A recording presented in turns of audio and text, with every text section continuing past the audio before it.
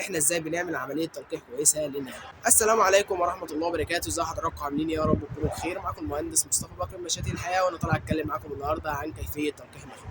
قبل ما اقول لكم طريقه تلقيح النخيل وكيفيه تلقيح النخيل، لازم اعرفكم احنا بنعمل عمليه تلقيح للنخيل ليه. بشكل مختصر وبصوره بسيطه، احنا بنعمل عمليه التلقيح عشان نزود الانتاجيه بتاعتنا، وعشان نزود الانتاجيه بتاعتنا لازم يبقى عندنا نسبه عقد كويسه لقلب الثمار بتاعتنا.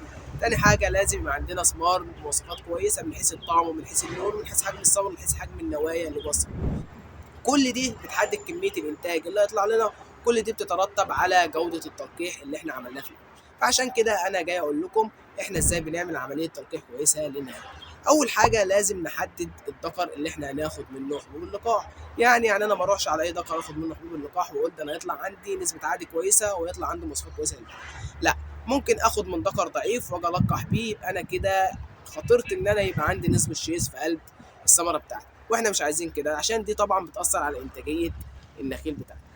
لازم نشوف ذكر قوي مثلا زي ذكورة الغنام وعبد الجبار، دي اثبتت ان هي بتطلع حبوب لقاح كويسه جدا وبتبقى نسبه العقد فيها كويسه. تاني حاجه اروح ابص على النخله بتاعتي، لقيت النخله بتاعتي طلعت الشمنوخ بتاعها والشمنوخ فتح من فوق، اعرف ان النخله خلاص جاهزه للتلقيح ولازم تتم عمليه التلقيح في ظرف من يوم لثلاث ايام.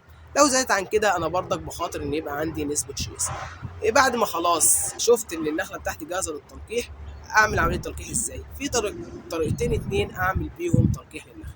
اول حاجه ان انا اجيب سفنجه واغمرها في حبوب اللقاح اللي عندي لحد ما تتشبع بيها. يجي واحد يقول لي طب انا ممكن ابل السفنجه ديت واغمرها في حبوب اللقاح عشان حبوب اللقاح تمسك فيها. لا، ما ينفعش اعرض حبوب اللقاح ولا الميه ولا رطوبه نهائي، عشان انا كده بتلف حبوب اللقاح اللي عندي. بعد ما جبت السفنجه وغمرتها في حبوب اللقاح ديت، باخدها واحطها في وسط الشبابيك بتاعتي وبغطيها لا اما بالليف بتاع النخله لا اما بالورق اللي هو جاهز لعمليه التلقيح. تاني حاجه التعفير.